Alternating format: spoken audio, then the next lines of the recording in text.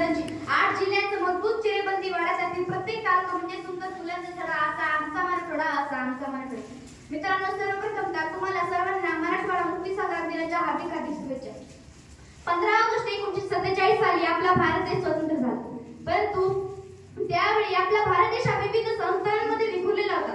त्यावेळच्या 505 पैकी 562 ही संस्थाने स्वतंत्र भारतात सामील झाली आणि तशी कारवाई केली. पण मात्र हैदराबाद, जुनागड आणि काश्मीर ही 3 संस्थानं स्वतंत्र भारतात सामील झालेली नव्हती. हैदराबाद संस्थान अजूनही गुलामगिरीच्या जोखडामध्ये अडकलेले होते. हैदराबाद संस्थानावर निजामाचे राज्य होते आणि स्वतंत्र भारतात सामील न होण्याचा निजामाचा अट्टहास होता.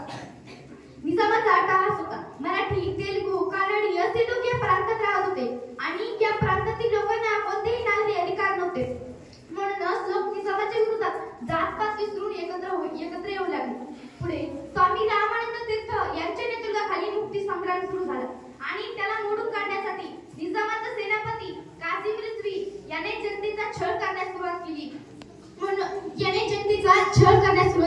तरी सुद्धा स्वामी रामानंद तीर्थ यांच्या बरोबर अनेक महापुरुषांनी आपल्या प्राणाची पर्वा न करता चळवळीमध्ये सहभाग नोंदवला आणि हा लढा तीव्र झाला. अनेक महापुरुषांनी या लढ्यामध्ये आपले प्राण पणाला लावले होते. पुढे निजाम शरण येत नाही हे पाहून 13 सप्टेंबर 1948 साली भारत सरकारने पोलीस कारवाई सुरू केली आणि या कारवाईला सुद्धा निजाम घाबरला नाही. पुढे 15 सप्टेंबर 1948 साली औरंगाबाद सर करून फौजा हैदराबादकडे रवाना झाल्या आणि निजामाची हैदराबादमध्ये सर्व बाजूनी कोंडी झाली.